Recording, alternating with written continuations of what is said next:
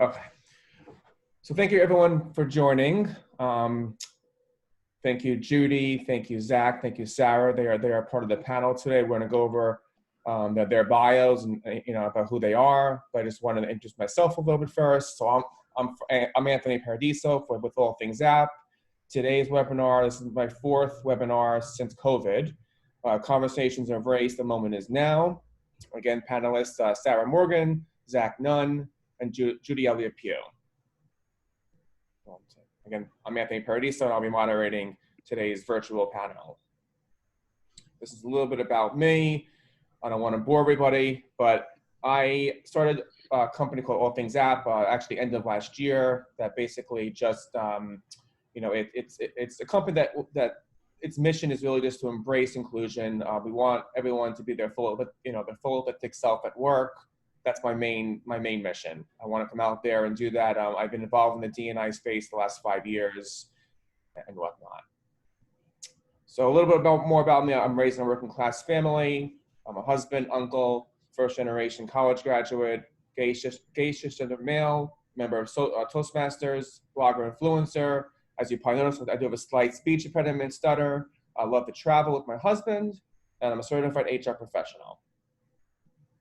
And this is actually a video that was created by Skill Scout by Elena Valentine. She crafted my story a few weeks ago, or maybe a month or two ago, and this is my first time actually playing it. So I'm going to do this right now, and then we'll get on. But I just want to play it. Give me 1 second. I didn't really know.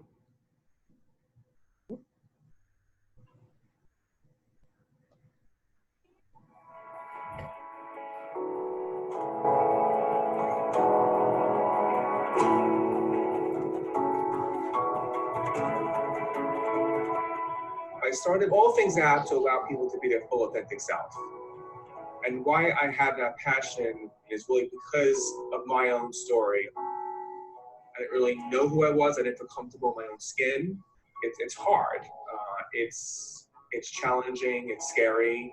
Around 24-ish, I had the guts to come out to yourself, and then you come out to your family. And luckily, everyone accepted it. I was fine, but still I was nervous. The days of keeping politics aside or not having these discussions at work is really gone. And I think people now are starting to realize that in order for us to move the needle in the right direction, we have to have these tough conversations at work. There are certain things that are just human rights. Black Lives Matter is a human right. LGBTQ is a human right. The employers need to give employees the tools and the resources and the time to do all this. That's where a consulting company would come in and help do that, create that time. We have to start small and then kind of go from there. I think having the conversations with senior members around unconscious bias, having conversations around inclusion, also just being able to listen. It's very hard to disagree with something when you don't know how that person feels. It is you give people the opportunity to talk with one another, they're going to be much more productive at work. They're going to make mistakes. I may make mistakes. The person the CEO or the CFO will make mistakes, but that's part of the process. I want to make a difference. I want to create a world where people can just be who they are. You're worth the time to tell your story. It's simple as it may sound. It's really talking. And it's really just having someone there to facilitate that conversation.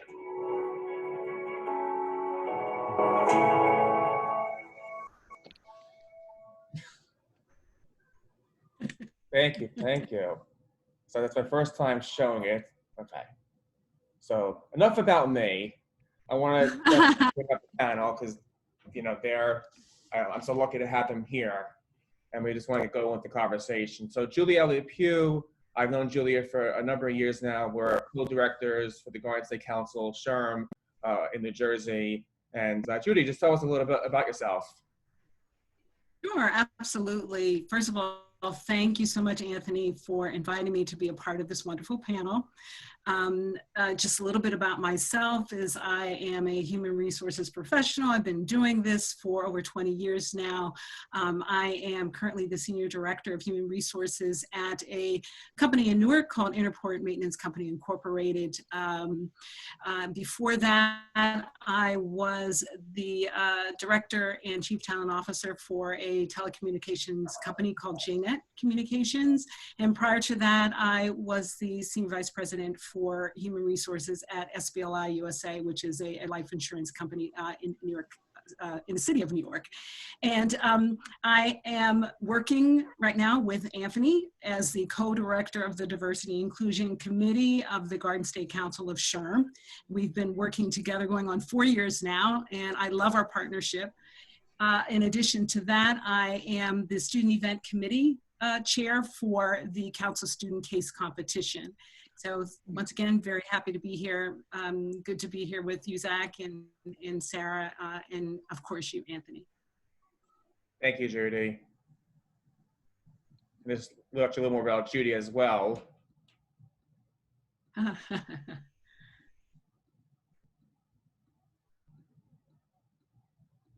right, so really quickly, I'm African American. I grew up, I come from Pittsburgh, Pennsylvania. I grew up in the projects there, Garfield Heights. Shout out for Garfield Heights. Wife, mother, sister, aunt. I'm first one to graduate from college. I was a professional dancer, and I've had some really interesting experiences as it relates to diversity and inclusion and equity along those lines. Again, over 20 years in human resources, and again, co-director, Diversity and Inclusion Committee, and Garden State Council student event coordinator. That's my family. I'm sorry, that's my family. Those are my dancing days, and one of my favorite pictures with Gene Kelly, Zach, and so I don't cool. know if you guys know. Of course, Gene Kelly's one of the best dancers of all time, like top 3. So like that's Fred Astaire, Gene Kelly. Yeah, one of my favorite pictures. I had the privilege of meeting him, and we both graduated from the same high school, not at the same time, of course, but and he happened to be in a rehearsal that we were having, and we connected. So cool. Classic. Awesome. Thank you, Judy. And Zach, how about you? Yeah, so sure. Zach Nunn. I'm not going to read all this, you know what I'm saying? We're all fairly educated people, so, you know, y'all can check that out. I'm the CEO, founder of Living Corporate. It's a platform that centers and amplifies Black and brown people at work. We interview all types of executives, elected officials, activists, thought leaders. I'm really passionate about centering and amplifying Black and brown people. I also advise and consult Fortune 1000 clients in Big Four consulting. In addition to that, I am married to a lovely woman named Candace, and we have a daughter who is 5 months old. Her name is Emery Jean Nunn. Awesome. And I found this on your Snaply. on LinkedIn. Oh, goodness. Yeah, so you're doing a lot here. I noticed you have a podcast, you have 10,000 downloads. 10,000 downloads a week, that's right. Yeah. Thank you very much. So absolutely. So yeah, this post is just really about a Kickstarter that we launched about a week ago. And, you know, to date, Living Corporate has done everything out of pocket, right? So like Living Corporate is, it's really like been a passion project that's just grown into a sizable audience of people who really want to learn about diversity, equity, and inclusion through the lens and perspective of Black and brown people. And so this post that you're looking at is a post that I wrote on LinkedIn talking about the Kickstarter. To date, we're almost 300% funded, right? So we had one goal. We've tripled that number, and people have given to our Kickstarter. The name of my podcast is Living Corporate. And so I'll put the link in there for the Kickstarter and this post, and y'all can like check it out. Feel free to give and support. And then, to Anthony's point, there's a donate section on living-corporate, please say the dash.com. And that's me. I'm really passionate about, really passionate and excited to be here and thankful for the opportunity. Thank you. Can they also donate on Kickstarter.com as well? They can. So what I'll do is I will get the Kickstarter link and put it in there. That way they don't have to do a bunch of extra searching, but yes. Thank you so much. No problem. Thank you, Zach. And Sarah. All right. Yeah, I'm definitely not going to strain y'all's eyes tonight and ask you to read all of that. I am Sarah Morgan. I'm the Chief Excellence Officer of Buzzaroni LLC. My consultancy works with small and startup businesses in cultivating inclusive and equitable workplace cultures. I am also a full-time human resources practitioner. I've been in HR for 20 years now. I studied at the University of Richmond, go Spiders, in Virginia, but I was born and raised in Irvington. Well, I was born and raised in Essex County, New Jersey, Irvington, Newark, Orange. So whoop, whoop, push it up for the Jersey folks. And I also have a podcast called Leading in Color. And I've been featured in Black Enterprise. I recently joined the contributors team at Fast Company. I've got an upcoming article where I was interviewed with CNN. And I have my very first sponsored, hey, Anne-Marie, my very first sponsored human resources event, the HROI Summit, coming up in October. So I'm very excited about that as well. Awesome, which takes me to my next page.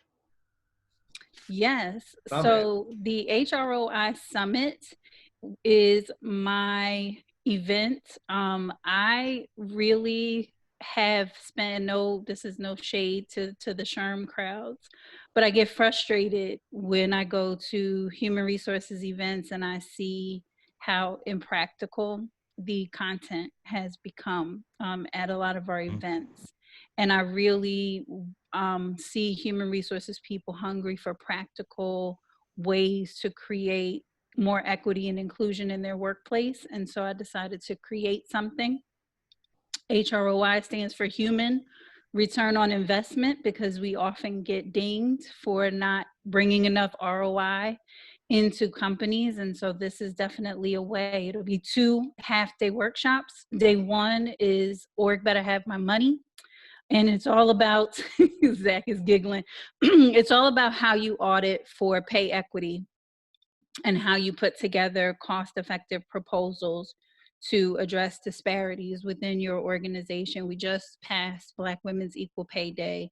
We know Latina Women's Equal Pay Day is coming up soon. We know that these disparities exist, and yet we just, continue to perpetuate that. So this event is going to teach you how to audit your pay plans for equity and how to address your C-suite and decision makers on how to move from an inequitable structure to an equitable structure with pay transparency. And day 2, I'm calling anti-racist HR.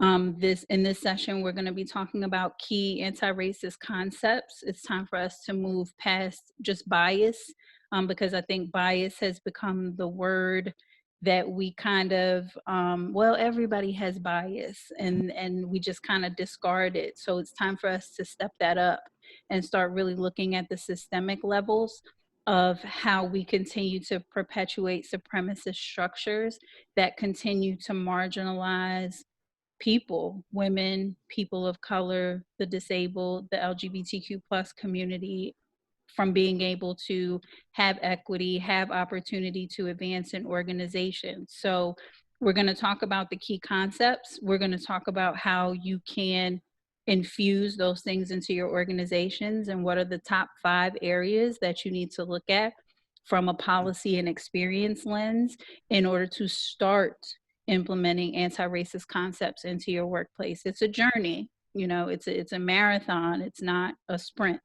You're not going to attend one session and be anti-racist forever, but it's going to give you a good foundation and a starting point from which to have those conversations, for as many of us have not had those conversations before. So I'm very excited about it. Registration is open now. We are selling fast. And as you can see up there, there is a discount code for my all things AP community. Anthony looks out for me, and so I have to make sure that I'm looking out for him and his people. So there's a discount code up there that's going to get you 20% off of your registration. So you definitely want to grab hold of that and register today. After this is over, go register. And along with that too, there'll be a winner announced towards the end. The Yes, last we're 5 minutes or raffling so. off. Yeah, so they get the day 2 anti-racist workshop. So we'll announce that the last 5 minutes. You get to be on here to get that. So stay on and then Don't go. don't go anywhere. Yeah, don't go anywhere. Free Yeah, tickets. I definitely recommend purchasing your tickets for this. Sarah's great. I've known Sarah. We met, I think, in 2018, 19. We're at the Work Human Conference. Mm-hmm. We've also been following each other on social media before that as well. So yes, Sarah's the real deal. So thank you, everybody. So I always do this in my webinars. I'd like to get a little mental health from each of you. I think organizations need to try to get more. I mean, it's been a lot more discussed now since COVID, the mental health and mental awareness and whatnot. But I feel it's important that even beginning of if you have a webinar with your team, start off with a quick mental check. You don't have to give your whole story, but you can kind of say what color you are, and then what happens a lot of times from there is your colleague may call you up and kind of just talk to you a little more because now they know how you're doing. So I'll start off. I'm the yellow. I'm doing okay.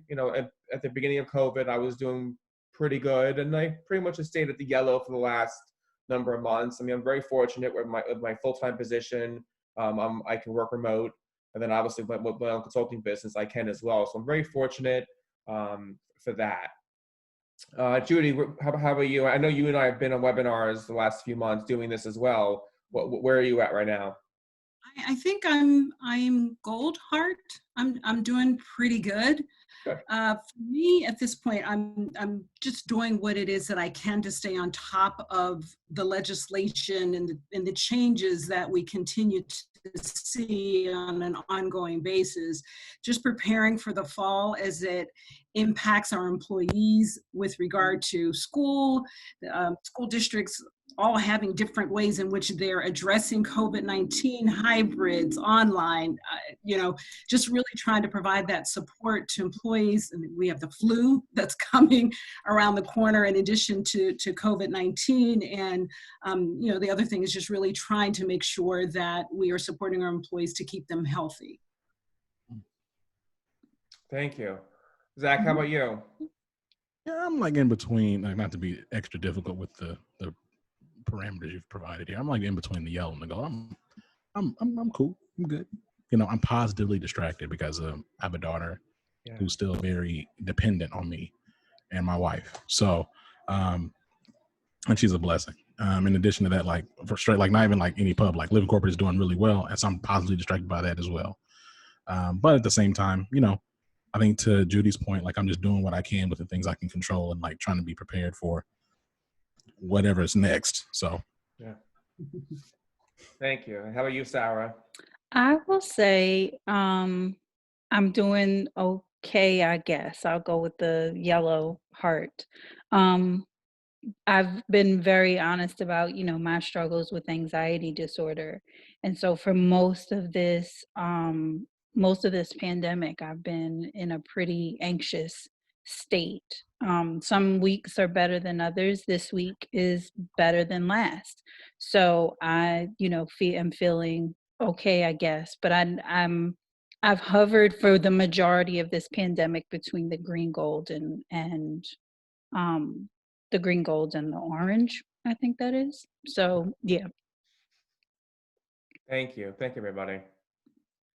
So just quickly, because I do want to get to the main part, but the last part really, I had other webinars that really emphasized on COVID and its impact on D&I, especially with the Asian community in the very beginning, and still is going on now. And obviously, I want to continue having these conversations going forward, but also I also want conversations, to be. I want to have conversations where we embrace our lives and our professional and personally. I also want to make it clear that I think it's organizations. It's their. I think it's not their obligation now to make sure that employees are able to discuss what we're discussing today. Is having these honest, real, authentic conversations. So I want to keep on doing this, and that's what I think I'm here for, and just want to keep on doing it. And again, I think it's an obligation. So I'm going to get right into it with Black Lives Matter, obviously. I found this picture. I'm not sure where I found it. I liked it. I think there are a lot of people that are very confused or are not educated enough on Black Lives Matter. So I'm going to go through it, go through each of you and just tell me your thoughts on where we are right now with the Black Lives Matter. What thoughts come into your head? Judy, we can go with you first if you want. Yeah, I have not seen this slide before, and I really do like it. I do think it, from a visual perspective, helps to explain what it's about, because I do think that the first one, a lot of people get very confused, and they think it's the first one. First and foremost, that we're above everybody else, and that's not what it's all about. So I really do like that. With regard to the Black Lives Matter, I'm out here in Long Valley, New Jersey, predominantly white community. My daughter and several of her friends got together. They pulled together a Black Lives Matter protest. And I was amazed at the support out here in this area for the Black Lives Matter movement and for the protest, and for the fact that my white brothers and sisters had signs that said, "I may not understand what you're going through, or I don't understand what you're going through, but I am here to support you." So I commend the movement, the people that are involved in it. I'm glad that it is a movement. I was very afraid in the beginning that, things rise up, then they get tamped down. Things rise up, they get tamped down. Another person dies, it gets tamped down. But now it seems like we are on the right track. So I'm very hopeful. I'm really looking forward to what we can do. And I look at my daughter and her friends. I look at the young people and what they're doing and moving the needle forward, and what we can do as adults to support them and move them forward as well, because they're going to be carrying this.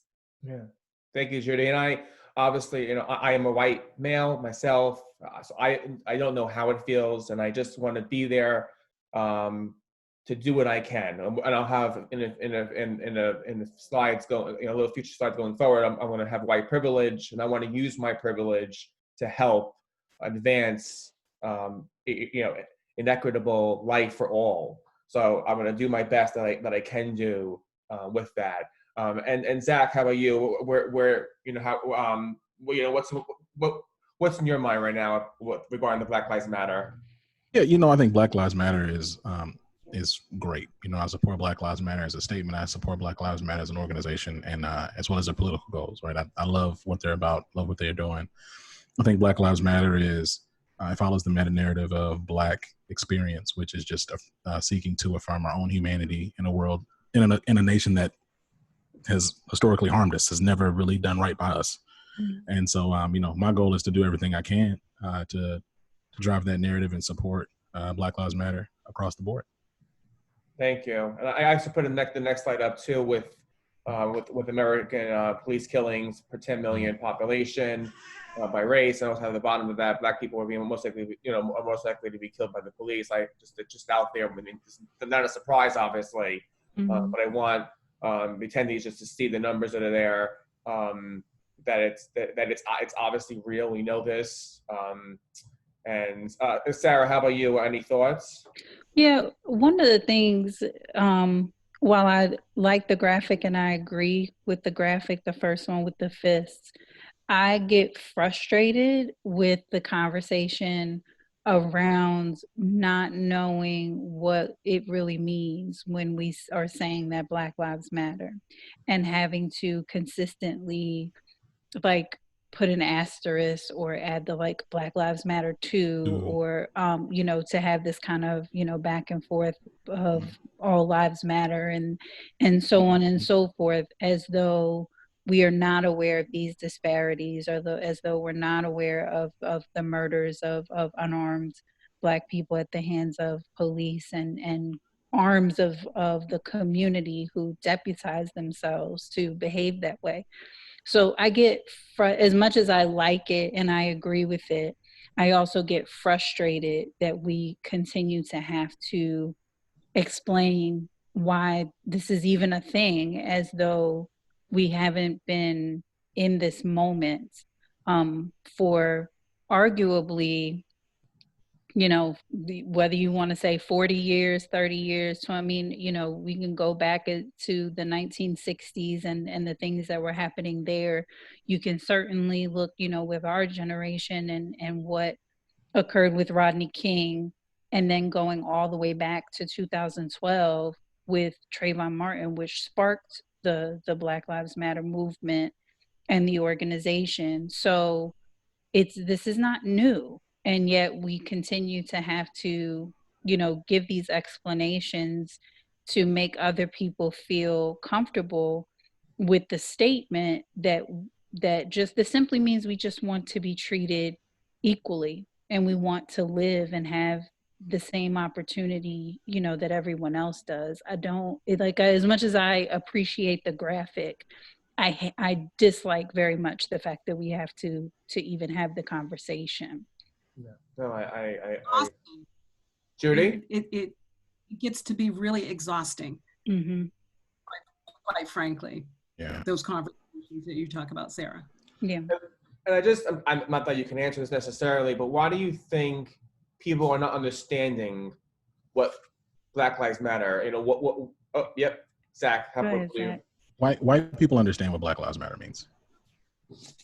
So that's not the issue. White people don't care and don't think Black Lives Matter. So that's why there's this constant courtship or treatise of empathy, because we're trying to convince people that we are human beings, right? So it's not really about a lot of it. And I think what's exhausting for me is just the emotional inauthenticity and just the gaslighting of the whole situation. I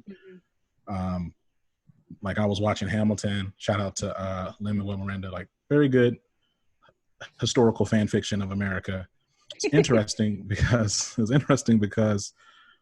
even back then, in the 1700s, there were people debating and they knew that enslaving other human beings was wrong. So it's never been a thing. No one's ever there's always been an awareness that this is wrong. And we just have different iterations of it every 15 to 20 years. The things that we were fighting for in the 1960s were the same things that we should have been granted constitutionally in the 1890s. So what are we talking about, right? So I'm really looking forward to the point we have the conversation. We can get past and just reject having to have these conversations where we explain things, and we can just talk about the systems and structures that exist today that actually that affirm that people don't believe Black Lives Matter, and how those systems need to be dismantled, and then new things need to be built to actually drive true equity. That's where the conversation, from my perspective, needs to go. But us talking about the same, and this is not shade to you, so this is dope. Us having conversations about the same statistics, talking about, what does it mean to be Black in America? We have had these conversations for centuries. Yeah. I mean, it's where the white people kind of need to really need to educate ourselves more than trying to rely on Black people to keep explaining it over and over again. We're in this place in America because white people want us to be. The majority control everything. If the majority wanted us to move forward, we would have been moved forward by now. Yeah. So anyway, this is not my weapon. I'm done talking. I'm just saying that's the thing. No, Zach, you can talk as much as you want, please. No. I want the three of you. I want it to be a fluid, just conversation of how you all feel. I'm not going through it myself, but I couldn't even imagine how it is to walk. Even the beginning of COVID, I couldn't imagine walking in the store and I would be, wearing a mask and possibly be, arrested because of the color of my skin while wearing that mask. I mean, I don't have that issue. I mean, yes, I'm gay, but I could also, that doesn't, people may think I'm straight. So it doesn't really, I'm not harmed that way at all. So I don't know how it feels. And I'm not sure. I guess the question I have is, where do we go from here at this point? With everything you said, where do we go? What is the next step? Is it education, white people educating themselves on what it is? No, because I think to Zach's point, white people already know what it is. Like, I think we coddle and white people in their ignorance, and not even, or feigned ignorance, I think is the better word, about racial issues. They are uncomfortable having conversations about these issues because it's not something that they sit around talking about at their dinner tables and in their barbershops and their hair salons and in casual conversations and text threads with their friends, the way that Black people have to in order to stay sane, stay safe, stay alive. So they have equated discomfort with this, putting this protective shield around themselves and pretending like, oh, I don't know, and that there has to be this very clear delineated thing of, very specific definitions, very specific plans of action, very specific ways of doing it. And if that doesn't exist, and if you all can't agree, if Black people can't agree on the exact thing that we need to do, then we're too confused and we can't participate, and it's not going to work. And that's just, it's crap. And that's the thing that has kept us all, anybody who with a marginalized identity has been kept marginalized, because the group in power continues to pretend that they can't understand how to make things equal.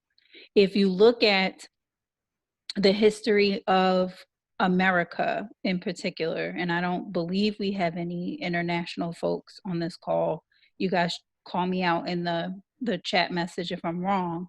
But in America, our industry, our innovation, all of our advancements are built around the idea of keeping certain groups of people disenfranchised, oppressed, over-policed, poor, and for that ends up being Black and brown people over and over and over again. And any time you look at any moment in history, whether it's during Reconstruction, whether it's during the early 1900s, when we try to move away, separate ourselves, build our own communities, pull ourselves up by the bootstraps, the way that everyone tells us that they're supposed to do, some group of white people gets mad and tortures, burns, kills our entire population. So much of our ability to build wealth has been completely obliterated because of acts like that.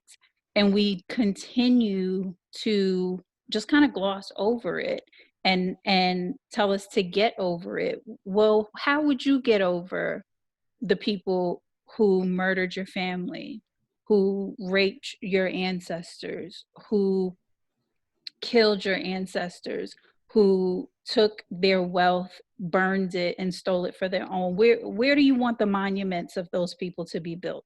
Where do you, how do you want those individuals to be honored? Or do you want them to be brought to justice and for you to be made somewhat whole again so that you can move forward? Like nowadays, we have insurance for if you lose things. We have an FDIC that protects our money.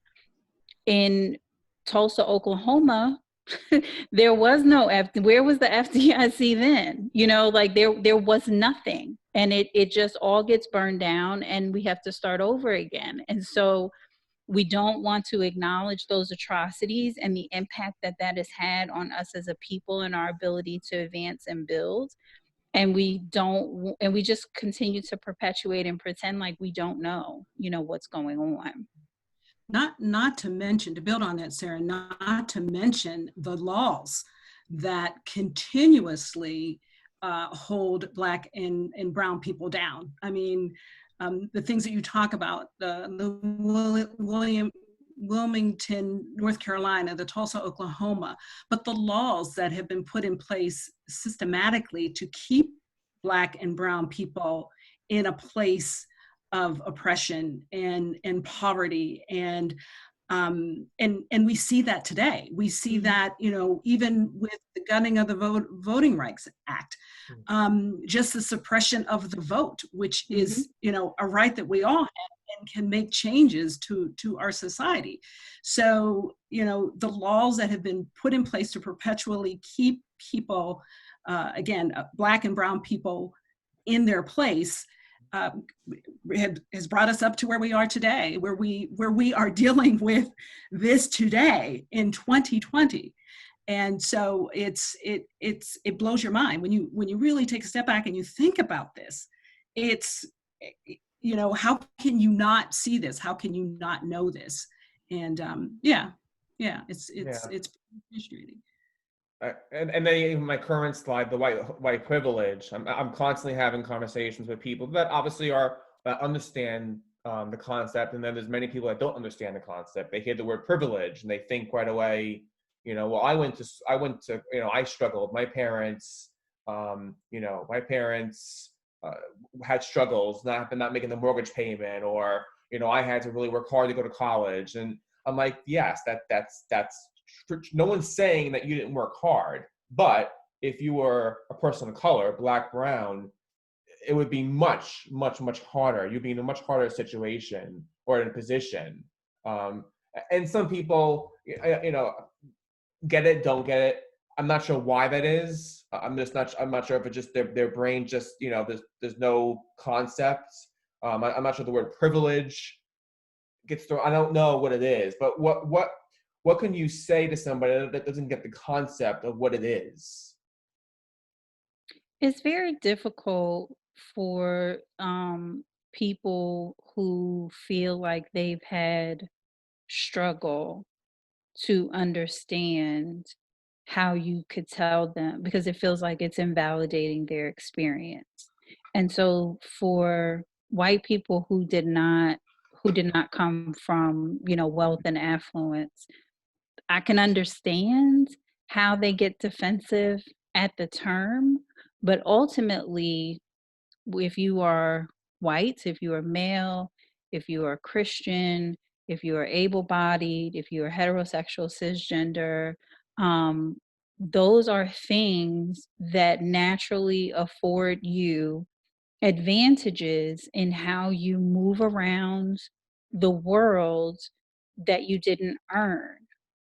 It comes to you sheerly because you exist and have those identities. Whereas I don't have that. Judy doesn't have that. Zach doesn't have that. So that is a privilege. And yes, you may have had some hardships. Wealth, you know, may be one of them. But when you line up all of the things, you're checking more boxes of privilege than you're not. Mm-hmm. And we all have dimensions to our diversity. I am the fairest skinned Black person most people know.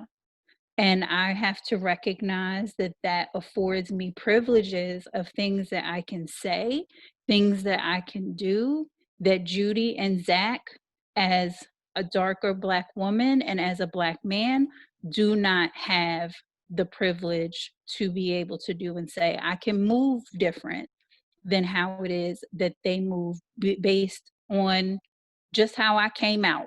My mama was light-skinned, my daddy was light-skinned. I came out lighter than both of them. Not my choice, but that's how I show up in the world. And I have to recognize that my experience is going to be different. I'm going to be afforded opportunities and exceptions in that I wouldn't get if I looked differently. And so if we recognize that supremacy is real, that patriarchy is real, that capitalism is real, then you have to recognize that there are privileges that come along with aligning with those things that don't exist for other individuals. Judy and Zach, you want to add anything? I just really quickly, I would say, and you had mentioned, Anthony, what can we do? How can we get white people to understand what that means? I think it will be tough, and I think it depends on how much an individual wants to embrace it. But with regard to for instance, the microaggressions that we go through, you know, and I know we're going to talk about that in a little bit, just presenting those to an individual and saying, are these, you know, here are the things that I go through as a person of color. Do you go through these things? You know, do you have these experiences? And then, you know, it makes it real, hopefully, to a certain extent. It makes it real when you're actually saying, these are the things that I experienced. Have you experienced those things? That's a way in which you can say, well, that's because you have privilege.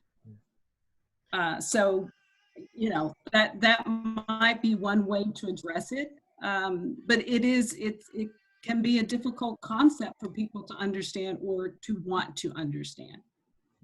I mean, I get very frustrated, and again, I'm not even Black, and I get frustrated with not understanding the term white privilege. I mean, I think it's so, to me, it's common sense, but I guess common sense isn't always there. But I mean, what I try to do, and I think, Judy, you and I discussed this before, we were talking about white privilege, and I was saying, if George Floyd was white, he wouldn't have died. Nothing would have happened. So that in itself is a privilege. I mean, that I'm not even sure if I'm using the right example, but I mean, to me, if he was white, I mean, first off, he probably wouldn't have ever even been arrested at all. So let's not even go there. But it would never have happened. So that, and I mean, you can go over so many other things, but that sample in itself is a privilege. Am I right or wrong? Right. Yeah, you're right.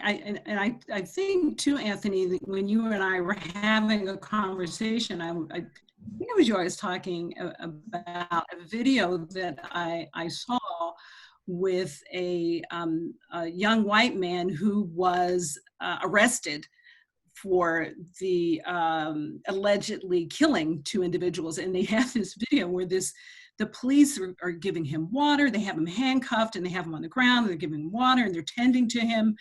And I'm like, wow, I'm blown away by this. And, you know, and I hate that we always have to say, you know, if that was a Black person, what would have happened? And we all, I think we all know what the answer would be with that. But it you know, after a while, when, you know, you're doing those comparisons all of the time, it gets very frustrating. You see the major differences. It's right in your face. Mm-hmm. No, and the next slide, I don't have to go over because time wise, but I found this very interesting because I get this thing called Morning Brew every morning, and they have this very interesting diversity with the Federal Reserve, and I guess I was shocked, not shocked, I don't know. I just thought it would be very interesting to show, like, you know, if you see the pictures up here, the Federal Reserve Board of Governors, obviously they're all white. And then you go to the bottom slide, the race and ethnicity between the board of directors, and then there's also the Federal Open Market Committee. I'm not going to go into the structure of how the Federal Reserve is. I mean, I don't even know it myself. I just looked at it and I saw, I'm like, wow, look at this. I mean, there's really there's lack of representation for the Black and brown community. It's just a very ironic to me that you're going to have basically white people taking control of the money in the United States, and there's really a lack of representation. You know, my podcast. I'm sorry, go ahead. Just the jig about all this is, it doesn't really matter who's sitting at the top of the Federal Reserve. The entire process, the entire structure is capitalist and by direct relation white supremacist. So, like, there's this concept or idea. Just because we work in, like, we function out of this, like, patriarchal capitalist context where we think if we put Black people in the heads of things, that makes those things, like, somehow better for Black people, and it doesn't, right? That's my daughter, if y'all can hear her. That's okay. But anyway, Emery is upset. She's upset. So anyway, don't blame her. Yeah. So well, she's upset about this right along with me. So, like, when you think about, like, so, like, the reality is that you can change you can move the little pieces around and like it'll look whatever, but ultimately the structure and systems need to change, right? So like when you're talking about financial federal boards and you're talking about finances and money, like you need to like go to the root. That doesn't mean we need to have some history lesson and talk about how these things were set up 250 some odd years ago, 300 years ago. It's just about being like, look, what exactly do these people need? Where is the inequity? And let's just go ahead and create pathways to actually get equity to the people that have been historically marginalized and harmed. Like that's the situation. I don't really care about white Jerome, random, ironic, Michelle, what's her name? Laurel. I don't care about any of these people. It doesn't matter. Like, can we talk about the actual systems that harm Black people? There are people. What's that man's name at the head of SHRM? What's his name? He's Black. Johnny Taylor. Okay. And Yeah, guess we what? don't have to go there. SHRM hasn't done, and SHRM has not done a damn thing to help Black people at work. They put that little post out today, writing something on their arm about whatever that was. They've yet to create any resources or tools for HR professionals to reclaim the function of actually striving for organizational justice. SHRM empowers SHRM at the national level. They empower human resources to act as the police for executives driving the status quo. They do not advocate for employees. They provide no resources for any type of any kind of organizational justice, equity, or inclusion. And so, for me, I really want to like push back and reject the notion that like we need Black people in charge of white supremacist institutions. We need to dismantle white supremacist institutions and build something that is more just and equitable for everybody. That's a good point. Thank you for sharing that. I appreciate that. That's something I just learned today. I didn't even think of that part. And again, thank you, Zach, for sharing that. I appreciate it. And yes, Judy and I both have had many conversations about SHRM National. Believe me, we have. That's a whole nother webinar. A whole other webinar. And then I also I have a conversation, have a talk about an equitable life, and we've been discussing today, equity and whatnot. And the numbers are staggering to me. I mean, not surprising, but still, when you see it, it's just surprising. Even the wealth part of it, the total wealth of the average Black American family is $17,000, compared to which is about 1/10 of the wealth of an average white American family of 171. 171. It's just we have so much work to do. But I guess the thing is we have to keep on plugging away and keep on doing it. Again, I guess it's easier for me to say I'm a white male. I have that privilege, but I'm optimistic. I try to be as optimistic as I possibly can. Even politically too, I'm very progressive. So I'm hoping in November there's a change. That's a whole other webinar in itself as well. But how do you all feel about creating a more equitable life? How do you? I mean, obviously, it's structurally we have to work on that. But what else can we do? You think? It really, to me, is about applying the ideals of anti-racism. Like that's the way that you create equity. You have, as Zach mentioned earlier, you have to look at these structures and the policies, processes that they are in charge of, and who is being left out and left behind. And then you have to say, what are the things that we actively have to do to bring those who have been actively left behind up to parity? So we have to take this population who is so far ahead, slow them down. You don't want to stop them, because you do that, and again, we're still in a capitalist society, so we collapse the economy if we do that. So you got to slow them down a little bit, and to give everyone else the opportunity and resources to catch up as you are retooling this. Because if you pull the plug, everything collapses, and then we struggle even more, because when we're in recession or when the economy is struggling, as we're seeing right now with some of the impacts of COVID, white people get it bad, Black people and brown people get it worse. So you can't pull the plug out of the whole thing, but you do have to slow it down on the front end and create opportunities and pathways for those who've been traditionally marginalized to catch back up. And you've got to be intentional about how it is that you're doing that, and say that we're going to put together a plan that's going to bring us to full equity within 3 years, 5 years, 10 years, so that you're speeding up this group over here to catch up to this group who is already so far ahead.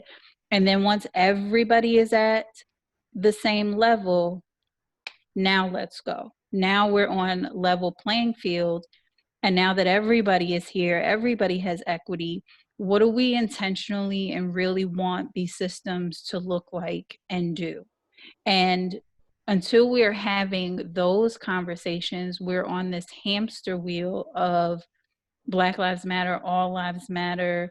We're back in the 80s having the affirmative action type of conversations, where for those of us in human resources, we're talking hiring managers off the ledge because, oh my God, what's going to happen if we only look at diverse candidates? What about all the white people who we're going to look over? As if anyone ever says that about the Black and brown candidates.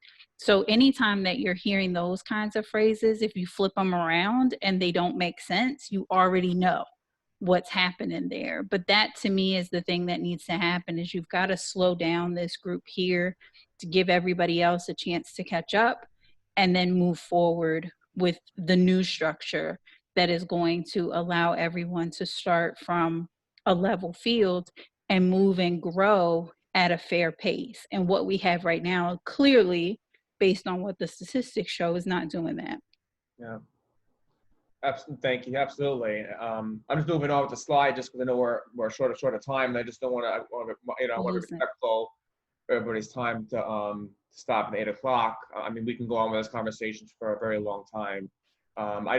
Again, the 19th Amendment was just hit its 100-year mark just a few days ago or 2 days ago, and we have a long way to go. I mean, even here it shows, even though when the 19th Amendment was ratified, obviously at that point that wasn't all women. All women. It was that wasn't until the 60s, and that was even issues because we couldn't even people were allowing people of color to vote in the 60s. Mm-hmm. So I mean, it's a long ways to go. But I just wanted to mention this in here as well. Someone did mention in the comment. There wasn't really a question. They did more mention microaggression. So I figured maybe we can just have it's a minute, maybe a minute or two conversation about it. I know it's such an important topic, and I know I've seen a lot of webinars focusing only on microaggressions, because it's so big now. But just in case no one knows, the definition is on there. There's some examples of what a microaggression is. Anyone want to share and that's happened to them with the microaggression, or any advice on how you handle a microaggression? Yeah, so I think microaggressions show up in these statements, but they also show up in actions, right? Mm-hmm. So like being passed over for work or jobs that you are qualified to have, or promotions that you're qualified to have, having your work, other people take credit for your work. People projecting their own insecurities on you is often a huge form of microaggressions. Mm-hmm. And so for me, as those things happen for me, I'm at a point now. I mean, I'm 30 years old, so I'm gonna just say it when I see it. Hey, you doing this? I don't really appreciate it. I don't know why you're doing that. I'm not gonna intimate your intention, but you're doing this, and this is the impact it's having on me, and this impact it's having on our work that we're trying to accomplish. So this is what I'm gonna ask you to do. I'm gonna ask you to stop in these ways. If we have to have this conversation again, this is what it's gonna look like. And so that's just where I'm at, just for the sake of my own mental health. Like, I'm just not in a position to like play the game and play cutesy with the shit anymore. Excuse me. But I'm at a point now where it's just like, let's just have the conversation as adults. Yeah. And then let's move forward after that. Yeah. How about you, Judy? I agree. Call it out. You got to call it out. Yeah. I'm big on education and awareness. So calling it out and educating people on what it is that you just said. And I think intent has a lot to do with it as well. I shared an office with an individual who said to me one day, wow, it's such a shame they're taking down those beautiful Confederate statues. And she saw the look in my face and oh, you don't agree with me? And so, no, I don't agree with you. And then I had to explain to her why I did not agree with her and kind of give a history lesson. And this is the same person that says, I don't see color. I see your soul. Things along those lines. And I could tell, where she was coming from, what her background was. She was living in some sort of a protective bubble, a bubble that she loved and was comfortable in. Some of the other things, when they did the Black Matters protests out in this area, and the kids were talking about some of the things that they went through and experienced. Teachers asking about their hair and touching it without permission. Saying, I wish I had your skin color so my pimples wouldn't show. You're pretty for a Black girl. Things like, so our kids are hearing these things, in a predominantly white school, the N-word just being tossed around left and right. So things along those lines with regard to microaggressions, but calling it out. And that's what they're doing. They're calling it out. They're having meetings. They're doing what they need to do at the Board of Education. And, they're planning to do good things and move the needle forward.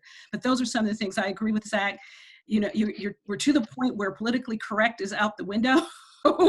And people need to know what they're doing and that it's not good, it's not right, and you have to educate. You gotta stop them in their tracks, call it out, and educate. Thank you. I'm just going through the slides too because we're almost out of time. I want to just throw out there Joan Lewis as well. I didn't know a lot. I mean, I knew of him, but I obviously learned a lot more about him a little bit before his death, and then a lot more after his death. And I just wanted to mention his name because he was a great man. I wish I'd met him, but he was certainly a great man. Anyone else want to share anything?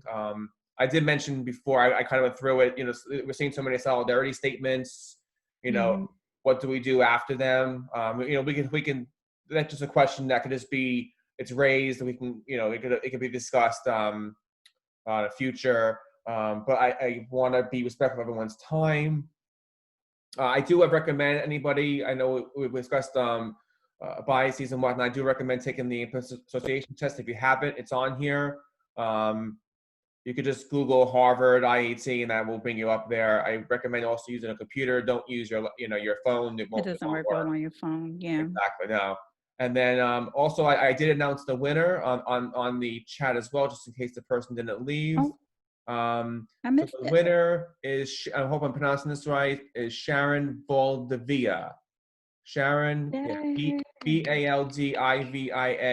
Sharon, if you can, I'm going to have my email address on here. It's aparadiso@live.com. Just email me, all your information. Just basically just email me with your name and your email address, and I'll share it with I'll share it with Sarah. Yeah, get you registered, get you on the list so we can start collecting all that information. And I will be seeing you on October 9th at the HROI Summit. Yes, very exciting. Awesome. And then just, I know there were some, I think most of it was just more of congratulating Sharon. And then also, if you can, just Judy and Zach and Sarah, just give it like a shout out to like your social media, how people could reach you. Buzzaroonie LLC is my website. From there, you can connect to all my social media, get on my email list, sign up, and buy your tickets for the HROI Summit before it sells out. But Buzzaroonie LLC is the place to start. Awesome. Zach, how about you? living-corporate.com. living-corporate.com. That's me. Check us out. Thank you. And Judy? Well, I'm just plain old email. That's okay. And it's jcpugh526@gmail.com. Thank you. Again, thank you so much to the panel. You were awesome. Thank you so much. I know you probably have been talking about this probably nonstop. And again, I thank you for for taking the time to share. These are some resources that I have. Any questions, anyone can reach out to me as well. Be well, be safe, please. We have a long ways to go with COVID. This is my information, and that is it. Thank you, everybody, so much. I appreciate it. Thank you, everyone. Thank you, Zach. Thank you, Judy. Thank you, Sarah. Bye-bye. Good night. Peace. Bye-bye. So is the summit in October, is that an in-person? It is virtual, so it will all be online and through Zoom. So it is virtual. Okay, excellent.